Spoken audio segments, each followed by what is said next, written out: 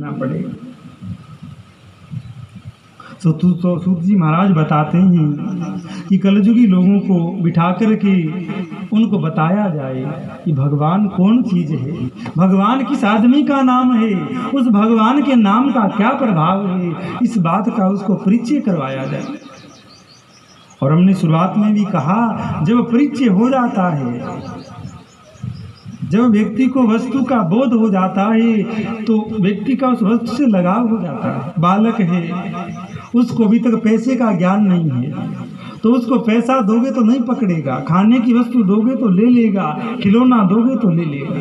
और वहीं कोई बड़ा व्यक्ति हो गया है, उसको पता लग गया है कि पैसे की क्या महिमा है, पैसे का क्या उपयोग है, तो उसको तुम खिलौना दो नहीं लेगा, कोई खाने की वस्तु दो तो भी ज़्यादा कुछ भाव नहीं दिखाएगा। और वहीं तुम उसको कुछ पैसे दो तो बड़ा प्रसन्न होगा, क्योंकि उसको उसकी महिमा का पता है। कोई भी वस्तु है, उसी प्रकार बार बार कथा सुन करके व्यक्ति को जो भगवान की महिमा का पता लगता है, फिर वो भगवान को छोड़ करके और कुछ वस्तु को चाह नहीं सकता, फिर उसके मन में और कोई चाह आ नहीं सकती है भगवान को छोड़कर।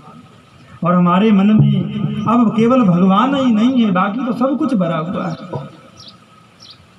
पर जिसको ये पता लग गया है कि भगवान मेरे कौन है, भगवान से क्या हो सकता है, भगवान क्या कर सकते हैं, भगवान का नाम क्यों लेना चाहिए, इस बात का जिसको पता लग गया है, विवेक जागृत हो गया है, वो भगवान को छोड़कर कुछ कर ही नहीं सकता। नरसिंह को भगवान का पता लगा तो वो माया कहीं रह गई। मीरा को भगवान का परिचय हुआ तो कहाँ तो वो राजघराने में जन्मी थी, राजघराने में ब्याही गई थी, और जहाँ भगवान का उसको पता लगा तो बैरागिन होकर के घर से निकल गई है। कबीर को पता लगा तो बेजा बनना छोड़ देना है, भजन में लग गई है। पीपा भगत को पता लगा है तो गागरोनगढ़ का इतना बड़ा राज्य को त्याग करके भजन करने के लिए जंगल में निकल गई है। सिद्धार्थ नाम के राजकुमार को पता लगा है तो राज्य छोड़ करके जंगल में जाकर के भजन करने लगेंगे, क्योंकि उनको भगवान का परिचय हो गया है, भगवान की महिमा का ज्ञान हो गया। संसार क्यों नहीं छूटता है, पैसों की मान बढ़ाई की आसक्ति क्यों नहीं छूटती है, क्योंकि अभी तक भगवान का परिचय नहीं हुआ है, भगवान की महिमा का बोध नहीं हुआ है। जिसके हाथ में पारस पत्र आ जाए वो क्या कोई तोला 2 तोला सोना के लिए झगड़ा करेगा या उसके लिए चिंता करेगा? अरे अब हाथ में पारस आ गया तो चाहो उतना सोना बना लो। उसी प्रकार भगवान नाम रूपी, भगवान की कथा रूपी पारस का जब विवेक हो जाता है, जब पारस हाथ में आ जाता है तो संसार के तुच्छ भोग विष्टातुल्य दिखाई देते हैं, उनसे घृणा हो जाती है। और यही संसार में आने का उद्देश्य है, संसार के भोगों को प्राप्त करने का उद्देश्य है। पर संसारी व्यक्ति, कलयुगी व्यक्ति का ऐसा स्वभाव है कि भोग को भोग करके वैराग्य करने की बजाय उसी में डूबते चले जाते हैं, उसमें फंसते चले जाते हैं और अंत में मरते समय उसकी याद रह जाती है, तो वही जन्म मरण का कारण बन जाता है, मन का कारण बन जाता है। तो सोनकादिक ऋषि पूछते हैं, आपने कहा भगवान की महिमा सुनाई जाए, भगवान का नाम सुनाया जाए, तो वो कौन से भगवान की कथा सुनाई जाए, कौन से भगवान का नाम सुनाया जाए? क्योंकि भगवान तो 50 बने हुए, कोई राम के गीत गाए रिया, कोई कृष्ण के गाए रिया, कोई शिव के गाए रिया, कोई दुर्गा के गाए रिया, तो महाराज भगवान तो लोगों ने बहुत बना लिए। कौन से भगवान का कीर्तन किया जाए और कौन से भगवान की कथा कही जाए? तो सूत जी महाराज कहते हैं कि वेद का सिद्धांत है, वेद कहता है एको ब्रह्म द्वितीयो नास्ति, भगवान 2 हो नहीं सकते, भगवान एक ही है। अगर भगवान 2 हो जाए तो सब संत झूठे हो जाएं, सबरे शास्त्र झूठे हो जाएं।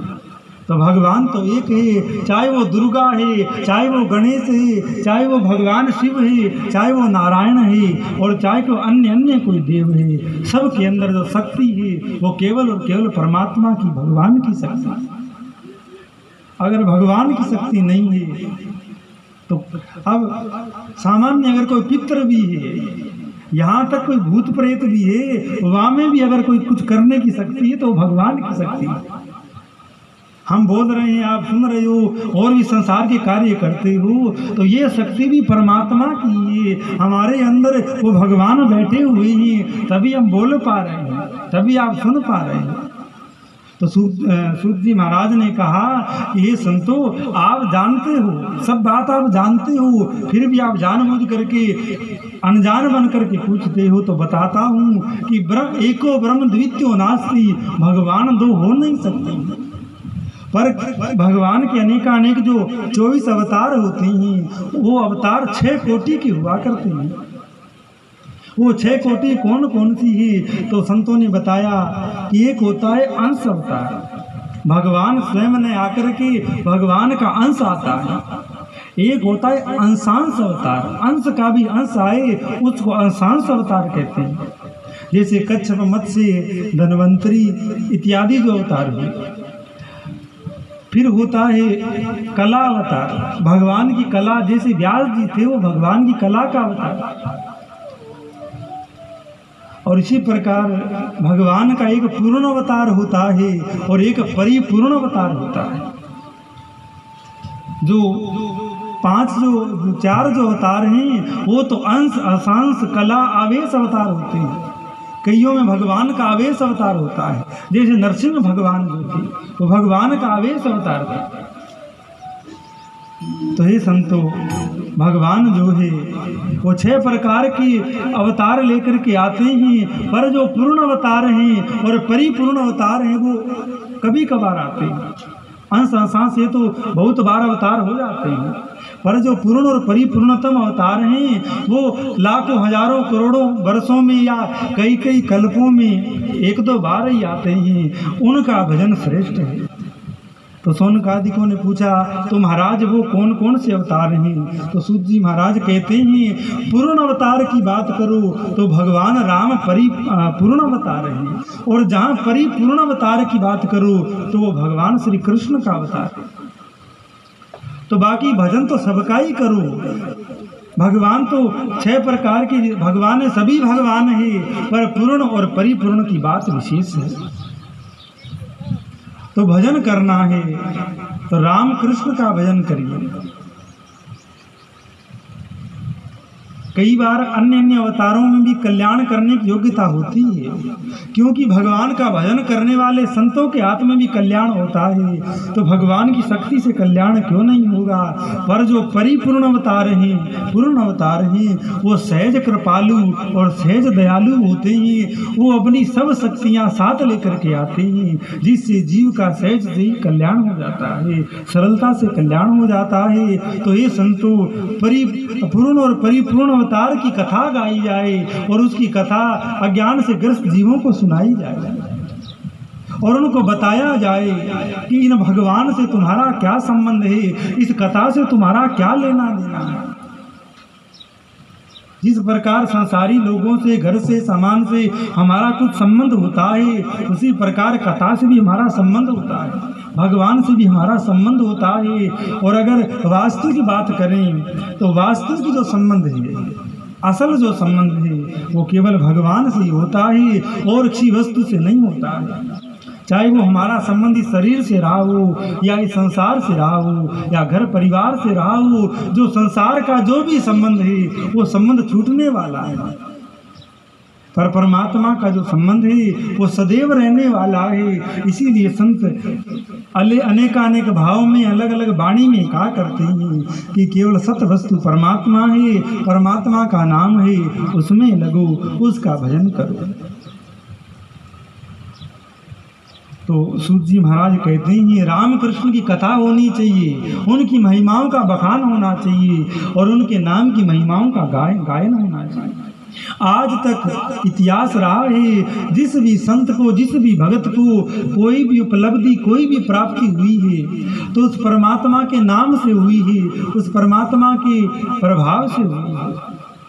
कोई व्यक्ति अभिमान करे कि मैंने भगवान की प्राप्ति कर ली, मैंने भगवान का दर्शन कर लिया, तो ये असल में उसने दर्शन किया नहीं, ये उसके मन का भ्रम हो सकता है, उसका ज्ञान हो सकता है। भगवान की कृपा से ही मिलते हैं, भगवान के प्रभाव से ही मिलते हैं। किसी व्यक्ति के अंदर इतनी ताकत नहीं होती है कि वो अपने बल से, अपने पुरुषार्थ से, अपनी मेहनत से भगवान को ला सके। भगवान अपनी कृपा से मिलते हैं। तो संतों ने पूछा वो कृपा कैसे होगी? तो बोले भगवान के अंदर मन लगाने से, भगवान का भजन करने से भगवान की वो कृपा होगी। भगवान के अंदर मन नहीं हुआ करता, भगवान में संकल्प विकल्प विचार नहीं हुआ करते, पर जब भक्तों का वो भाव देखता है, भक्तों का वो प्रेम देखता है, तो जिस निर्गुण के ना रंग है, ना रूप है, ना कोई धाम है, वो परमात्मा भी सगुण हो जाता है, लीला धारण करता है, रूप धारण करता है और संसार में प्रकट हो जाता है, भक्तों के संग लीला करता है। तो शौनकादिकों ने पूछा, तो महाराज एक झमेला थोड़ा सा और इस संसार में लगा रहता है, उस बात का भी कुछ परिचय दीजिए। तो उन्होंने कहा वो कौन सा? बोले निर्गुण और सगुण का। आजकल बड़ा झमेला है ये संतों में भी और संसारियों में भी। बोले हम तो निर्गुण के उपासक हैं, हम तो सगुण के उपासक हैं, पर असल बात ये है कि निर्गुण और सगुण कोई अलग अलग नहीं है। परमात्मा तत्व एक है। वही परमात्मा जब अपने सहज स्वरूप में होता है, सहज स्थिति में होता है, तो वो निर्गुण होता है, और जब वो अपने स्थिति से उठ करके भगत के भाव में आता है तो वो सगुण बन करके आ जाता है। भगवान एक है, दो नहीं हुआ करते हैं। तो जो लोग झंझट में पड़े हैं, इस भेद में पड़े हैं कि सगुण है कि निर्गुण है, उनको प्राप्ति दूर है, और जिनको केवल प्राप्ति ही करनी है। राम सुखदास जी कहते कि जिसको भगवान से मिलना है, दर्शन करना है, वो इन बातों को छोड़ दे कि भगवान स्त्री है कि पुरुष है, भगवान काला है कि गोरा है, भगवान निर्गुण है कि सगुण है। उसको तो मान लेना चाहिए कि भगवान है और वो मिलते हैं। बस इतनी सी बात ध्यान में उसको रखनी चाहिए, न कि जमेले में पड़ना चाहिए कि भगवान निर्गुण है कि सगुण है, कि कृष्ण है कि राम है। परम सत्ता एक है और उसी सत्ता को मान लेना चाहिए कि भगवान है। सबसे बड़ी विडंबना तो यही है कि मनुष्यों को इस बात में भी विश्वास नहीं है कि क्या भगवान है, क्या भगवान नाम की कोई वस्तु है। 20 जगह ऐसा व्यवहार आता है, ऐसी स्थिति आती है, व्यक्ति का मन बिल्कुल नकार देता है, बिल्कुल उदास और अकेला होता है, उसको पता ही नहीं है कि भगवान है।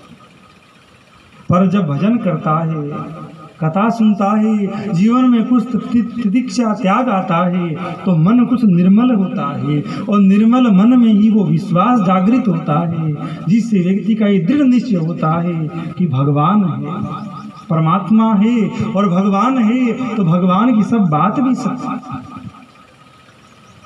तो सूत जी महाराज बताते हैं कि पूर्ण और परिपूर्ण जो अवतार है वो राम कृष्ण का अवतार है, और कल्याणकामी पुरुषों को, शांति की इच्छा रखने वाले व्यक्तियों को इनकी कथा बार बार सुननी चाहिए और इनके भक्तों का चरित्र सुनना चाहिए। बिन भक्त माल के भक्ति पंथ अति दूर है। जब तक हम भक्तों का, संतों का चरित्र नहीं सुनेंगे, तब तक हमें भगवान की भी महिमा समझ में नहीं आ सकती।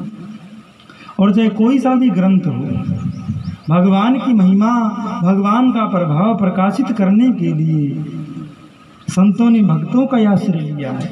केवल भगवान की कथा नहीं हो सकती, शुद्ध भगवान की कथा नहीं हो सकती है। शुद्ध भगवान के नाम से समाधि लग सकती है, योग हो सकता है, सुमिरन हो सकता है, पर जहाँ चर्चा की बात आई, जहाँ पर कुछ ज्ञान जागृत करने की बात आई, वहाँ पर भगत और भगवान दोनों की चर्चा चलती है, तभी मंजिल की प्राप्ति होती है, वो उद्देश्य पूर्ण होता है।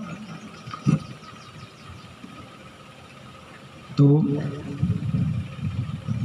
श्री शौनकादिक महाराज कहते हैं, तो महाराज वो कौन सा चरित्र है, भगवान राम या कृष्ण की वो कौन सी कथा है जिससे मनुष्य का मन सहज में ही भगवान से लगता है, भगवान में उसकी रुचि हो जाती है। तब श्री सूत जी महाराज बताते हैं कि भगवान व्यास देव ने कई शास्त्रों की रचना करी है। ये सब कथाएं उन शास्त्रों में भी आई है।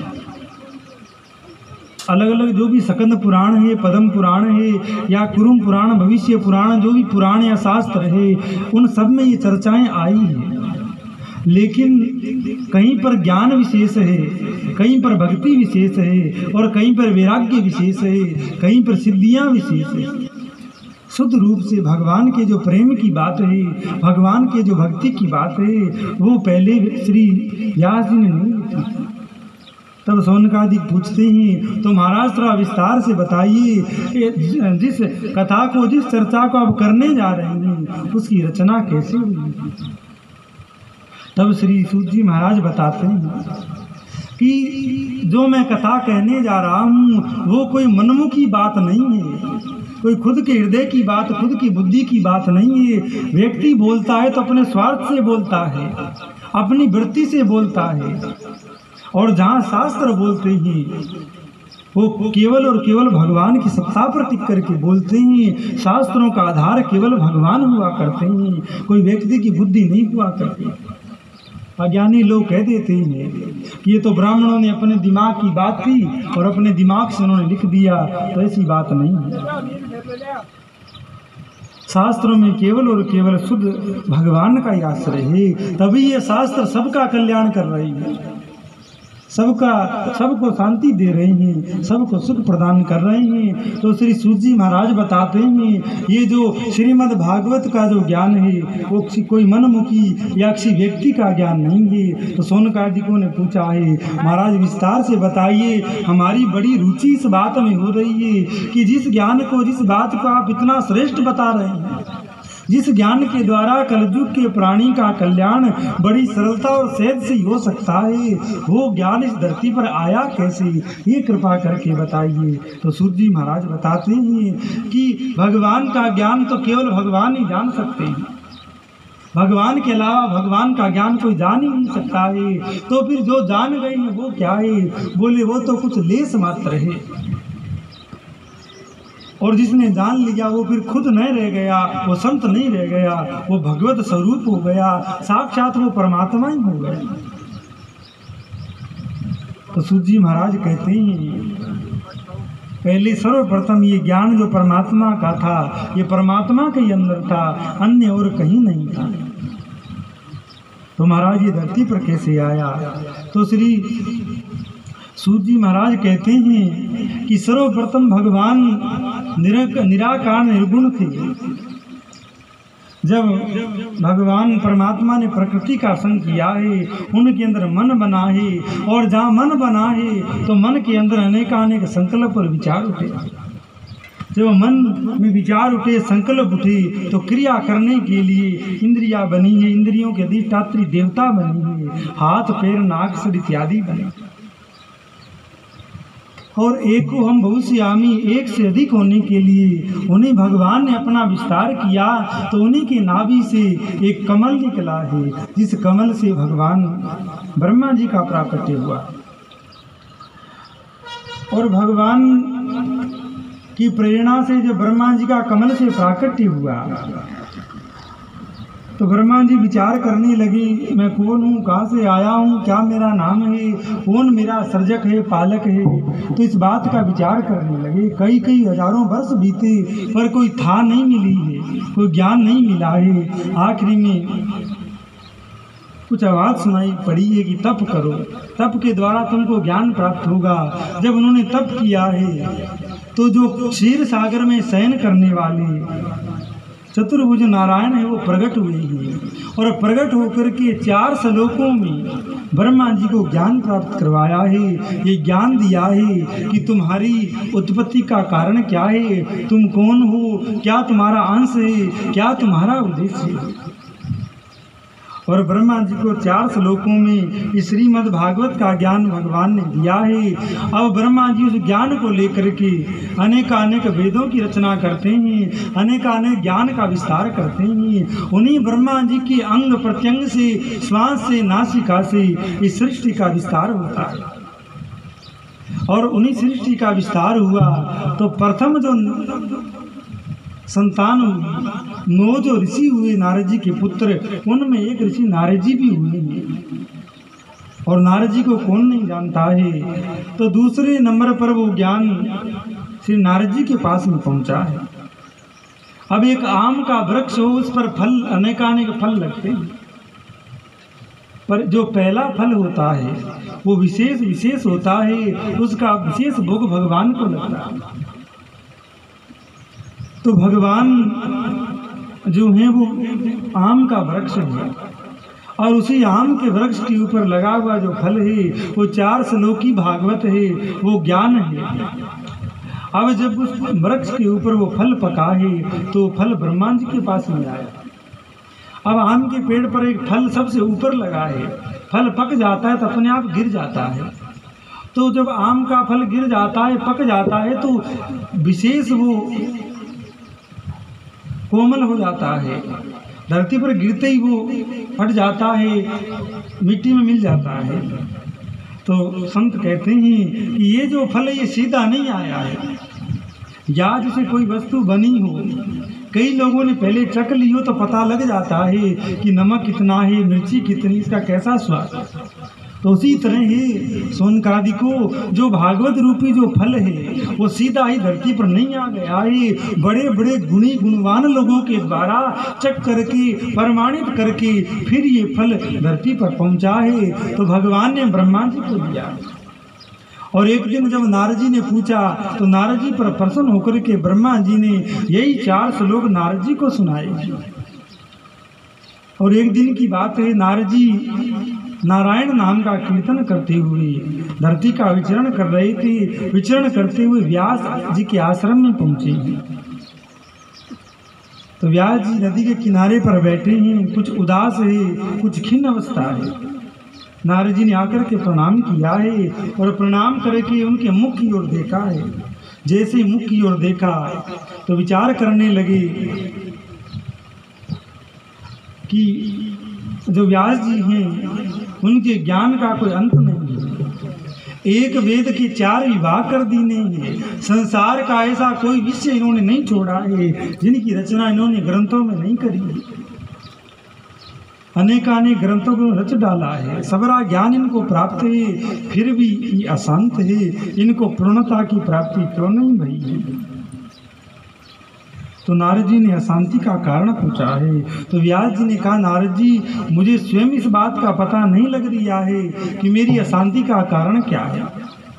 संसार का ऐसा कोई ज्ञान नहीं जिसका मैंने विवेचन मंथन चिंतन नहीं किया हो, उसको कलम से लिखा नहीं, और केवल लिखा ही नहीं है, वो सब बात मेरे आचरण में भी है, फिर भी मुझे शांति क्यों नहीं है? तब नारद जी ने कहा, आपने कल्याण के जितने भी साधन थे सबका वर्णन तो सब ग्रंथों में किया, पर जो कल्याण का सर्वोत्तम साधन भक्ति है, सर्वोत्तम साधन जो परम पुरुषार्थ प्रेम है, उसका वर्णन आपने स्वतंत्र नहीं किया है, अलग से नहीं किया है।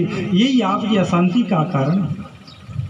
तो आप कृपा करके भगवान की जो महिमा है, उनके प्रेम की जो महिमा है, उनके जो प्राप्ति की महिमा है, उसको स्वतंत्रता से लिखिए, अलग से कोई ग्रंथ लिखिए। तो व्यास जी ने कहा, तो आप कुछ मार्गदर्शन करिए, कहाँ से आरंभ करूं?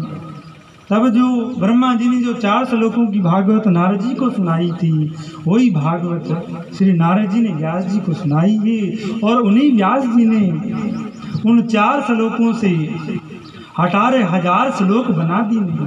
भगवान की महिमा का इतना विस्तारित उन्होंने किया है कि 4 श्लोकों से 18,000 श्लोक बना दिए हैं, 335 अध्याय बना दिए हैं और 12 स्कंद बना दिए। भगवान की लीला का पूरा विस्तार से वर्णन उन्होंने किया है। और नारद व्यास जी को परम शांति हुई है। तो हे सौनकादिक ऋषियों, जो भागवत आम रूपी वृक्ष का पका हुआ फल जो श्रीमद् भागवत है, वो इस तरह प्रमाणित होता हुआ इस धरती पर उतरा है।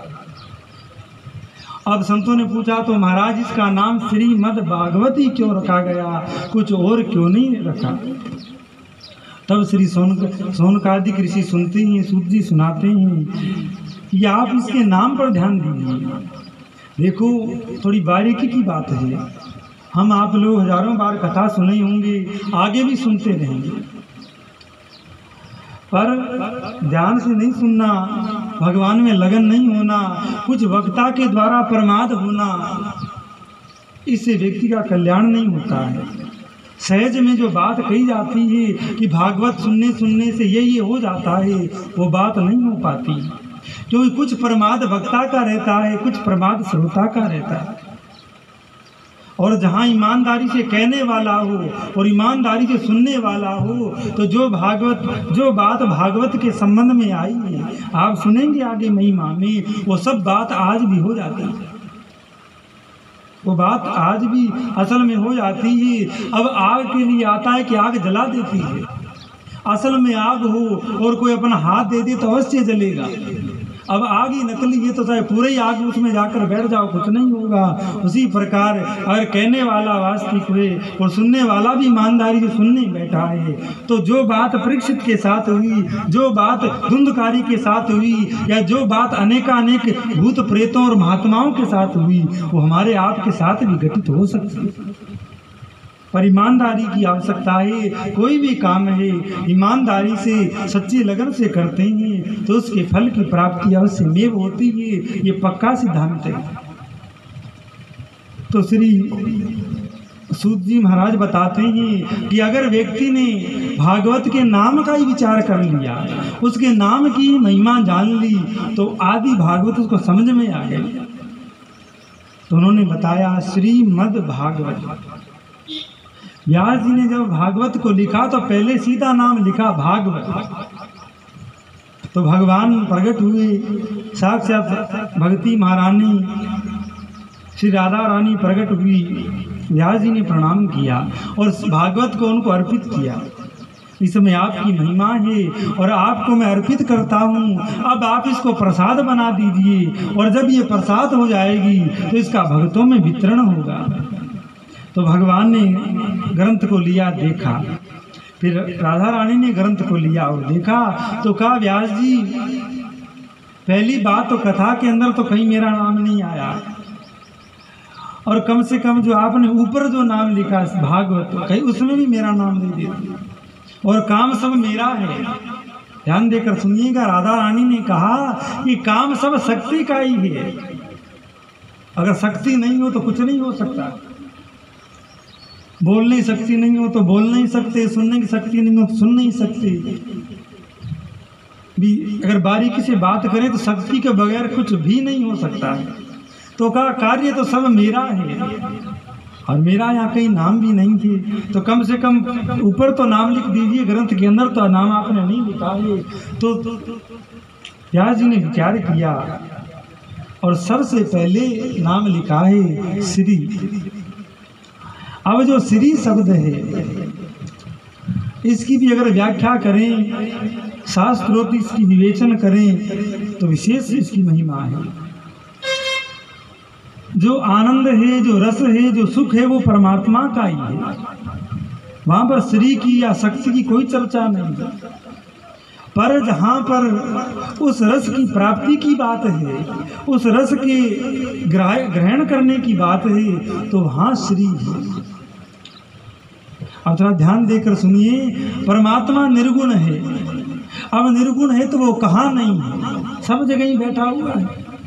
अब सब जगह बैठा हुआ है तो सब जगह बैठे हुए परमात्मा से हम क्या काम ले सकते हैं, वो हमारे क्या काम आ सकता है।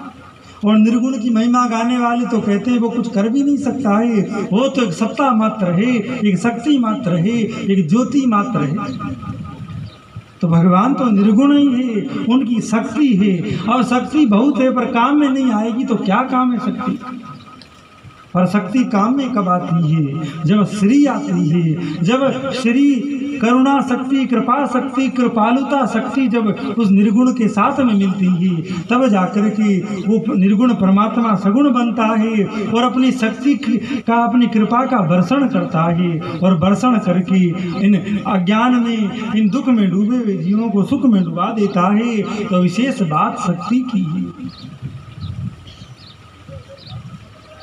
तो परमात्मा निर्गुण ही है। जब शक्ति आकर उसके साथ में मिली है और शक्ति का जब जागरण हुआ, तो शक्ति में एक शक्ति है कृपालु शक्ति, एक दयालु शक्ति। तो जब निर्गुण में वो दयालुता और कृपालुता आई, तो श्री ने कृपालु से कहा कि आप परमात्मा हो, आप सबके इष्ट हो, सबके स्वामी हो। और जितने भी संसार के प्राणी हैं वो सब आपका अंश है। आपका अंश होते हुए आप तो सुख स्वरूप हैं और संसार का व्यक्ति सुख स्वरूप।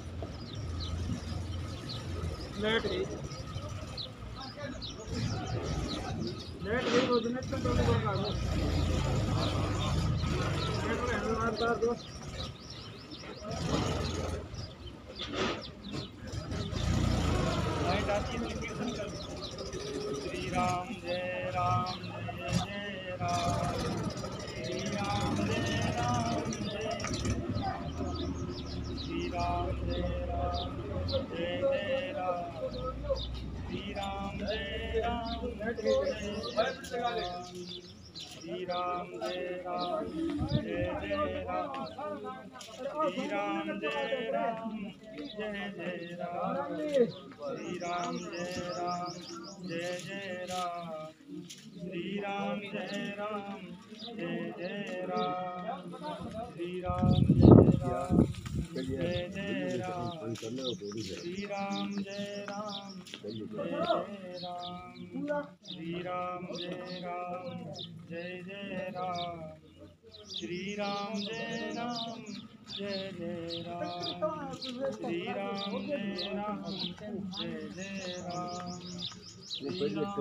राम जय राम जय राम, श्री राम श्री राम जय राम जय राम, श्री राम जय राम जय राम, श्री राम जय राम जय राम।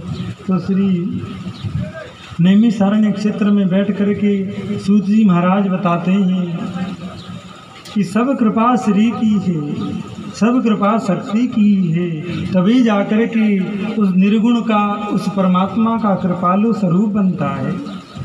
और वो कृपालु परमात्मा दयालु होकर के अपनी कृपा को बरसाता है, अपनी शक्ति का इन जीवों पर वर्षण करता है। उस कृपा की बरसात में ना करके अज्ञान में, मोह में ग्रस्त जीव आनंद में डूब जाते हैं, परम सुख में डूब जाते हैं। तो सबसे पहले श्री सुखदेव जी ने, व्यास जी ने श्री लगाया है और उसके बाद में भागवत लिखा है। तो श्री अर्थात शक्ति, श्री अर्थात भगवान की कृपालुता, भगवान की दयालुता। अब भागवत से शुरू करते हैं। भय का क्या अर्थ है? भय का अर्थ है भगवान, और बाद में गय आता है। गय का अर्थ ज्ञान है, उसके बाद वय आता है। वय का अर्थ है वैराग्य, और अंत में है त्याग। तय का त्याग हो गया है। जब श्री कृपा करती है, जब श्री करुणामयी शक्ति से भगवान की ओर देखती है, तो भगवान कृपा करके अपनी कथा भेजते हैं। और कथा नहीं भेजते हैं, कथा के रूप में वो स्वयं आ जाते हैं। श्री सूत जी महाराज कहते हैं, श्रीमद् भागवताख्यो हम प्रत्यक्ष कृष्ण ये वही। जो भागवत है वो कोई ग्रंथ नहीं है, कोई पोथी नहीं है, साक्षात भगवान का स्वरूप है। जिस प्रकार भगवान की मूर्तियाँ बनती है, पत्थर की मूर्ति बनती है, पाषाण की मूर्ति बनती है, लकड़ी की बनती है, मिट्टी की बनती है, सोना चांदी की बनती है, आभूषणों की बनती है, कांच की इत्यादि जो मूर्तियाँ बनती हैं, उसी प्रकार जो भागवत है वो भगवान की शब्दमयी मूर्ति है, वांगमयी मूर्ति है। तो श्री की कृपा भई भगवान जीवन में आए, भगवान में जीवन में आए तो उसका विशेष बात है भगवान की कथा जीवन में आए। जब भगवान जीवन में आए, भगवान की कथा जीवन में आई, तो पहला काम क्या होता है? बोले जीवन में गय आता है, अर्थात ज्ञान आता है। जब व्यक्ति को ज्ञान हो जाता है सद वस्तु का, तब व्यक्ति के जीवन में वैराग्य प्रकट होता है, विवेक प्रकट होता है। और जब विवेक जीवन में आ जाता है तो त्याग स्वाभाविक हो जाता है, पर त्याग करना नहीं पड़ता है। फिर त्याग क्लेशदायक नहीं होता, फिर त्याग आनंददायक होता है।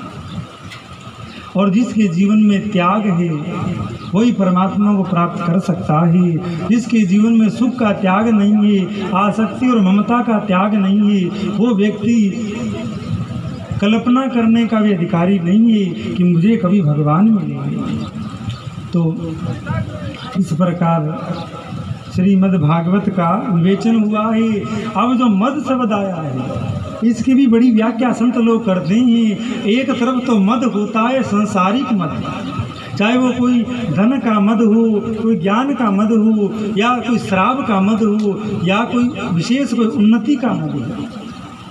और एक मद श्रीमद् भागवत के साथ जुड़ा है। तो जो श्रीमद् भागवत का जो मद है वो भक्ति का मद है, वो भगवान के प्रेम का मद है। जब कोई संत भगवान के प्रेम को प्राप्त करके भगवान के मद में जो बोलने लगता है तो वहाँ पर बैठे हुए जीव उस भगवान के मद में नहा उठते हैं, उस भगवान के नशे में डूब जाते हैं और भगवान की अनुभूति करते हैं, भगवान का कुछ प्रभाव को जानते हैं। जब राम सुखदास जी भगवान के प्रेम में डूब कर के बैठते तो लाखों हजारों लोग सामने बैठ कर के सुना करते, सबकी समाधि लग जाती। डोंगरे जी महाराज बोलते, उस समय तो माइक भी नहीं होते, लाखों लोग बैठ कर के सुना करते और ऐसी उनकी वाणी होती, ऐसा उनका प्रभाव होता कि सुनने वाले भूल जाते कितनी देर से बैठे, कितना समय हो गया है, कोई घड़ी नहीं देखता। सुबह बैठते दोपहर हो जाती, दोपहर बैठते शाम हो जाती, क्योंकि वो उनको भगवान का वो मद प्राप्त हो गया, भगवान का वो नशा प्राप्त हो गया, जिसमें डूब कर के वो बोलते।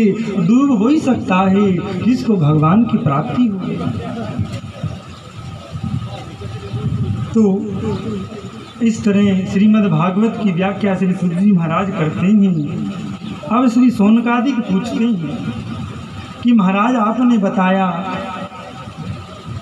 कि जो श्रीमद् भागवत है वो कलयुगी लोगों का कल्याण करेगी, उनको शांति देगी, तो क्या आप पहले हमें ही बता रहे हैं या पहले भी किसी का कल्याण हुआ है? क्या पहले भी किसी को भगवान की प्राप्ति इस कथा से हुई है? आप कृपा करके बताइए। तब श्री सूत जी महाराज कहते हैं, संतों पहले भी देखो, अज्ञानी लोग कई बार कुछ प्रश्न कर देते हैं, राम जी को लेकर के भी, कृष्ण को लेकर के भी, कि अगर कथा भागवत कथा आज से मान लो 5000 वर्ष पहले लिखी गई तो क्या पहले कथा नहीं थी? या कृष्ण द्वापर में आए तो क्या पहले कृष्ण नहीं थे? या राम त्रेता में आए तो पहले क्या राम नहीं थे? इस तरह के कुछ प्रश्न लोग किया करते हैं। तो देखो, परम सत्ता तो हमेशा ही रहती है, प्रगट वो कभी कभी होती है। तो जब वो प्रगट होती है तब उनको विशेष जाना जाता है। अग्नि कहाँ नहीं रहती है, पर जब लकड़ी में प्रगट होती है तो उससे भोजन बनता है। पानी कहाँ नहीं है, पर जब बोर करते हैं तब पानी निकलता है। उसी प्रकार राम हमेशा है, इनकी सत्ता हर समय रही है, पर ये त्रेता में प्रकट हुए तो विशेष जानने में ये त्रेता में आए। कई बार शरीर में रोग होता है, बरसों से पेट दर्द रहा, किसी का सर दर्द रहा, जब चेकअप करवाया तो पता लगा कि फलाना रोग है। तो क्या ये रोग अभी आया? अभी नहीं आया, पहले ही था। ये तो जांच करी तब सामने अब आया। उसी प्रकार राम जी हमेशा ही थे, कृष्ण हमेशा थे। उसी तरह ये भागवत मात्र शुभ व्यास जी ने लिखी तभी नहीं थी, ये तो जुगादी ग्रंथ है। ये तो जब भगवान थे तब से, भगवान की सत्ता जब से बनी तब से। अब आप लोग निर्णय करो, जब से भगवान थे तब से ही भागवत। तो इस तरह सूत जी महाराज सोनकादि के जो जो प्रश्न वो करते जाते हैं उनको वो बताते जाते हैं। और साथ साथ में कभी भगवान के रूप की महिमा आ जाती है, तो कभी भगवान के धाम की महिमा आ जाती है, कभी उनके लीला की महिमा आ जाती है, तो कभी उनके नाम की महिमा आ जाती है। अब शौनकादिकों ने पूछा है कि महाराज अब कृपा करके आप बताइए, क्या पहले भी इस कथा से किसी का कल्याण हुआ है या पहली बार हमें ही बता रहे हैं? अब पहले के जो डॉक्टर होते वो क्या करते, खुद दवाइयाँ बनाते, और रोगी आता तो चाहे उसको कोई बीमारी होती वो दवाई उसको दे देते। तो वो सरदर्द के लिए आता, वो दवाई देते, वो ठीक हो जाता, तो उसी दवाई को सरदर्द की दवाई मान लेते। तो लेने आते वो पूछते, क्या हम पे ही चेक कर रहे हो कि पहले भी आते कोई ठीक भाई? ये पहली बार कहीं हमारा सरदर्द हो रिया हो और तुम कुछ और ठीक होने की दवाई दे दो तो कोई गड़बड़ हो जाए। तो लोग पूछा करते। उसी प्रकार श्री शौनकादिकों ने पूछा, क्या पहले हम पे आजमा रहे हो कि पहले भी इस भागवत से किसी का कल्याण हुआ है? तब श्री सूत जी महाराज बताते हैं, संतो ऐसी बात नहीं है, इस भागवत से अनेक जीवों का कल्याण हुआ है। तो उन्होंने कहा, हमारा उत्साह बढ़े उसके लिए हमें विस्तार से बताइए। तब श्री सूत जी महाराज बताते हैं कि पद्म पुराण में एक प्रसंग आता है। एक बार नारद जी के मन में आई कि मैं धरती का विचरण करूं, अनेक धामों का जाकर के दर्शन करूं, गृहस्थियों का आनंद देखूं, महात्माओं का आनंद देखूं और तीर्थों का आनंद देखूं। तो नारद जी घूमते हुए अनेक तीर्थों में गए और उसमें कलयुग आ चुका था। पहले वो गृहस्थियों के यहाँ पहुँचे तो गृहस्थियों के यहाँ बड़ी बुरी हालत है, धन के लिए लड़ रहे हैं, भाई भाई में झगड़ा हो दिया है, माँ बाप अलग रहते हैं, बेटा पोता अलग रहते हैं, बेटा पोता अच्छा आराम से जीवन बिता रहे हैं, माँ बाप को रोटी तक नहीं मिल रही है, बेटियों को बेचा जाता है, भाई की बात कोई सुनी नहीं जाती है, कोई बात होती है तो ससुराल फोन किया जाता है, वहाँ साला आकर के राय देता है। इस तरह करके पूरा गृहस्थी नष्ट हो गई। अब कई लोग कह देते हैं महाराज गृहस्थ बड़ा है। देखो बड़ा तो गृहस्थ है, पर बड़ा कब है? गृहस्थ बड़ा जब है जब गृहस्थ के जो नियम होने चाहिए उन नियमों का पालन होता हो, जब गृहस्थ बड़ा है। अन्यथा आज का गृहस्थ तो नाश का कारण है, आज का गृहस्थ तो अधोगति का कारण। जिसने घर बना लिया, जो घर बनाकर बैठ गया है, उसके ये धर्म लागू हो जाते हैं। मेरे दरवाजे पर कोई संत, कोई साधु, ब्राह्मण, भिखारी आए तो मैं उसको कुछ हाथ का उत्तर दूँ, कोई भूखा मेरे दरवाजे पर आए तो उसको मैं भोजन दूँ, प्यासा आए तो उसको मैं पानी दूँ, मेरे पास जैसी भी व्यवस्था हो वैसी व्यवस्था मैं उसको दूँ। पर अब तो कुछ हद तक ठीक बात है, पर कई घरों में देखने में आता है, एक मेहमान भी आ गया तो माताओं के सर में दर्द हो जाता है कि इसके रोटी कौन बनाए, इसके लिए चाय कौन बनाए। कई तो कही देते हैं कि महाराज रहोगे या जाओगे। अगला समझ जाता है कि भाव तो कुछ है नहीं तो चले जाते। पहले लोग आते महीने महीने रहते, आजकल दिन में आए दो कोई बात कहनी कही और गई, क्योंकि गृहस्थियों का धर्म उनके पास नहीं था। गृहस्थ जो धर्म है उनसे तीनों आश्रमों का पोषण होता था। अपनी परंपरा में 4 आश्रम हैं। पहला है गृहस्थ आश्रम, ब्रह्मचर्य आश्रम, दूसरा है गृहस्थ आश्रम और तीसरा वानप्रस्थ और चौथा संन्यास। तो एक गृहस्थ से तीनों वर्ण पलते थे, तीनों आश्रम पलते थे। अब साधुओं को भी आश्रम बनाने की जब से जरूरत पड़ी, जब से गृहस्थियों ने अपना धर्म छोड़ा, अन्यथा साधु राम राम करते, कहीं से रोटी मांग कर खा लेते, पेड़ों के नीचे रह जाते, और गृहस्थियों ने साधुओं को पूछना छोड़ दिया तो साधुओं को भी आश्रम बनाना पड़ता, सब व्यवस्था करनी पड़ती। तो नारद जी ने गृहस्थियों घरों में जाकर के देखा तो मन बड़ा दुखी हुआ। अरे राम राम, इन्हीं गृहस्थ के घरों में कभी कृष्ण आए, कभी राम आए, कभी अनेक संत आए, पर आज तो इन गृहस्थियों में बड़े बड़े राक्षस जन्म लेते हैं, बड़े बड़े दुष्ट जन्म लेते हैं, जो पूरे गांव को, पूरे समाज को, पूरे घर को परेशान करते हैं। और पहले इसी गृहस्थ में ऐसे ऐसे सेन भगत प्रकट होते, धन्ना भगत, पीपा भगत, तुलसीदास जैसे संत प्रकट होते, जो पूरे मानव समाज पर उपकार करके जाते, पूरे मानव समाज को धन्य कर देते, सुखी कर देते। और आजकल ऐसे ऐसे दुष्ट प्रकट होते हैं जो पूरे एरिया को परेशान कर देते। तो नारद जी को बड़ा कष्ट हुआ, वहाँ से चले। अब सोचा अब संतों के यहाँ तो आनंद होगा, और संतों के यहाँ जाकर के देखता हूँ। तो संतों के यहाँ जाकर के देखते हैं। एक आश्रम में पहुँचे तो कपड़े सूख रहे थे, खूब सारे सुंदर सुंदर वस्त्र सूख रहे थे। पूछा भैया किसका आश्रम है? बोले दिगंबरों का आश्रम है। आगे पहुँचे, बच्चे खेल रहे थे खूब सारे।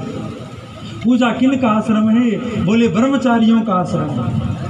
बच्चे बोले अब ब्रह्मचारियों के आश्रम में बच्चे खेल रहे हों तो समझ जाएंगे। एक आश्रम पहुँचे, बड़ा भव्य आश्रम बना हुआ। पूछा किसका आश्रम है? बोले त्यागी बाबा का।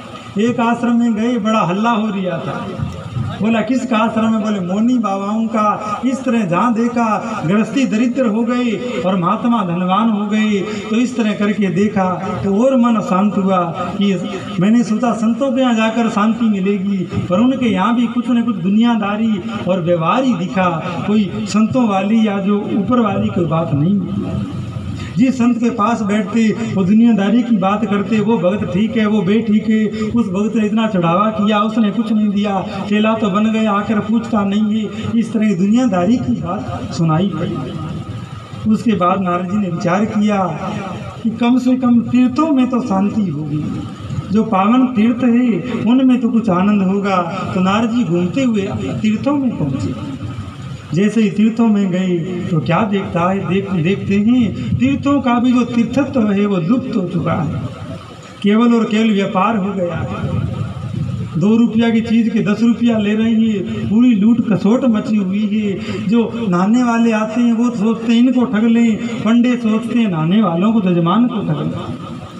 कहीं तीर्थ वाली बात नहीं रह गई है। और आजकल तो और विडंबना है, लोग तीर्थों में भी घूमने जाते हैं, तीर्थों को दूषित करने जाते हैं। तो नारद जी ने देखा अनेकानेक तीर्थों में जाकर के, तो तीर्थों में भी कोई विशेष आनंद की बात उनको नहीं मिली है। आखिर में विचार किया कम से कम वृंदावन में तो आनंद होगा, वृंदावन में तो वो सुख होगा, क्योंकि वहाँ साक्षात परिपूर्ण अवतार कृष्ण प्रकट होकर के आए थे।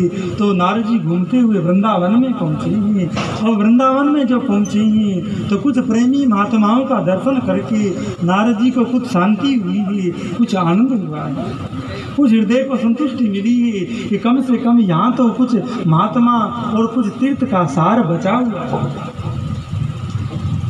घूम घूम करके अनेक मंदिरों का दर्शन करने लगे। मन में आया जमुना जल का पान करूं, जमुना जल में स्नान करूं। तो जमुना जी की ओर से नारद जी पहुँचे। जब नारद जी यमुना जी की ओर जा रहे तो एक दृश्य देखा है। दृश्य क्या देखा है? एक नवयौवना स्त्री है, वो रो रही है, दुखी है। उसके पास में 2 पुरुष पड़े हुए हैं वृद्ध अवस्था में, और कुछ अनेक स्त्रियां पंखा जल रही है, हवा कर रही है। नारद जी के मन में आया कोई दुखी है, जाकर पूछूं दुख का क्या कारण है, दुख का क्या कारण है। फिर सोचा सब स्त्रियां हैं या पुरुष नहीं है, नहीं जाना चाहिए। तुरंत वापिस जाने लगे। तो स्त्री ने आवाज लगाई है भो साधु क्षणम तिष्ठ माँ चिंताम अपनी नाश है। हे ऋषि संत रुकिए, आपके दर्शनों से जीवों का दुख दूर हो जाता है, तो आप मेरा भी दुख दूर करिए। नारद जी रुक गए हैं। आकर के फिर से पूछा है आप कौन हो और ये सब कौन है, आप इस तरह क्यों रो रही हो? तो उसने बताया अहम भक्ति रीति ख्याता इमोर में तन्योर मतो ज्ञान वैराग्य नामनो काल योगे न जर्जरो। हे ऋषि श्रेष्ठ, मैं भक्ति हूँ और ये मेरे पुत्र हैं।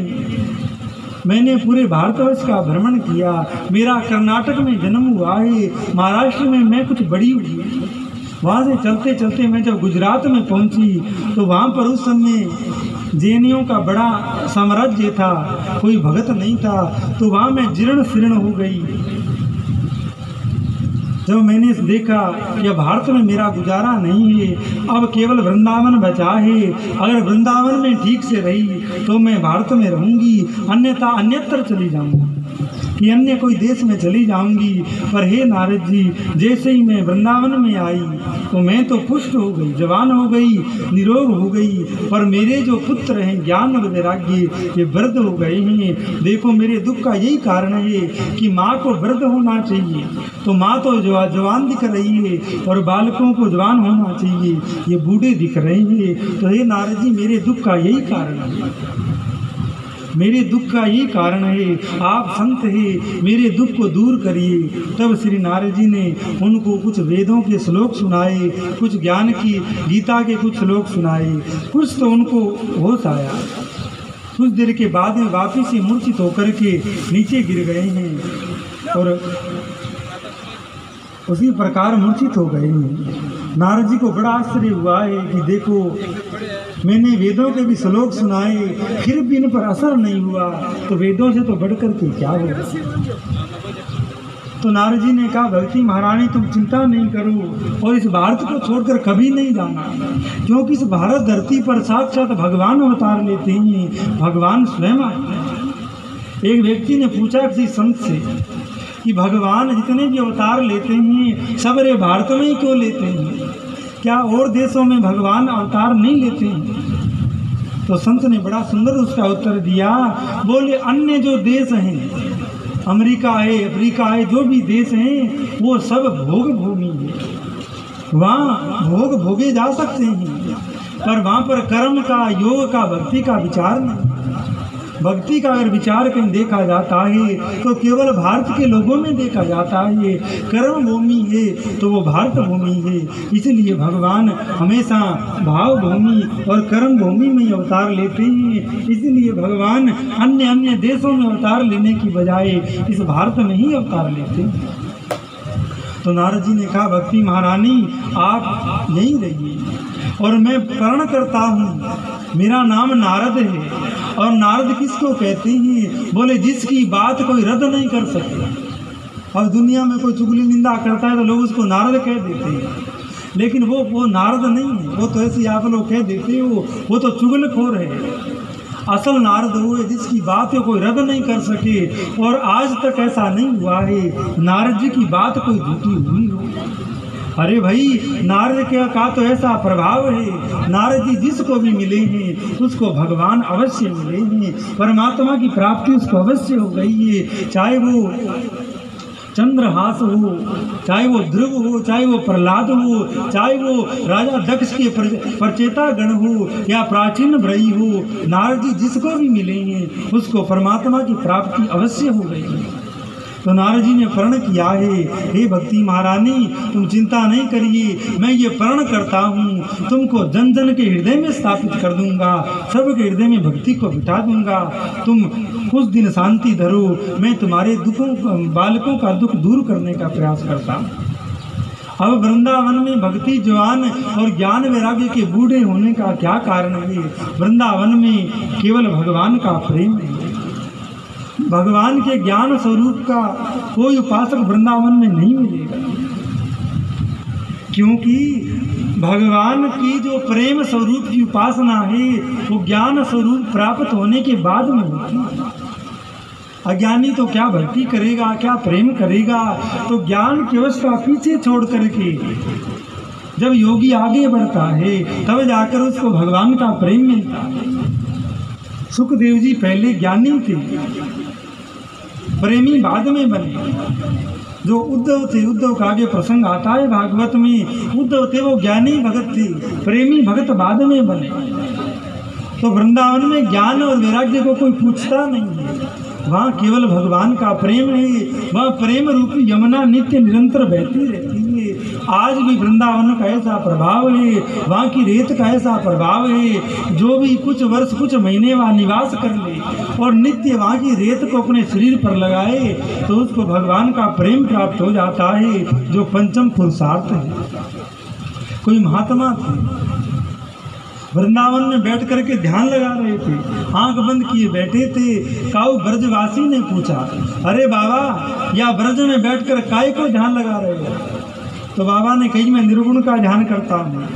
तो ब्रजवासी ने कही कि जो लो ना डीठ पर्यो नंद को कुमार है, जो लो तू बैठ के ब्रह्म को विचार ले। उस ब्रह्म का विचार जब तक रह जाता है, जब तक वो टेढ़ी टांग वाला श्याम सुंदर नहीं दिखता। तो अरे बाबा, जब तक वो नंद नंदन तेरे को नहीं दिखता है, जब तक तो तू आंख बंद करके ओम सोम का ध्यान लगा करके उस ब्रह्म का विचार कर ले। जिस दिन वो टेढ़ी टांग वाला या वृंदावन में दिख गया, उसके बाद में कहीं समाधि गई, कहीं तुम्हारा आचार विचार गया, फिर तो केवल कृष्ण ही रह जाता है, केवल भगवान ही रह जाता है। फिर अब उद्धव जब गोपियों के लिए संदेश लेकर के आया, तो उद्धव जब चला था तो विचार करके चला था कि जाकर के गोपियों को ज्ञान का उपदेश दूंगा और ज्ञान में डुबा दूंगा। ज्ञानी हमेशा अपने आप को स्थित रहता है, शरीर से भी ऊपर उठ जाता है। तो उद्धव को इस बात का अभिमान था। पर जब वृंदावन में उद्धव आया है और जब प्रेम की रसा गोपियों की देखी है, तो उसका ज्ञान धरा का धरा रह गया है। जो महाराज परम ज्ञानी देवताओं के गुरु बृहस्पति का शिष्य था, वो भी आज गोपियों का ज्ञान सुन के उनका प्रेम देकर के प्रेमी हो गया है। तो आज भी वृंदावन में प्रेम की नदियाँ बहा करती हैं। बड़े बड़े प्रेमी महात्मा वृंदावन में रहते हैं, उनका जीवन, उनकी रहनी सहनी देखो तो बड़ा आश्चर्य होता है। जिन्होंने कभी पैसा छुआ नहीं, संसार का कोई भोग पदार्थ उन्होंने देखा नहीं, हर समय भजन किया और भगवान के प्रेम की प्राप्ति की। कोई कथावाचक भी कोई संत है, भगवान का प्रेमी।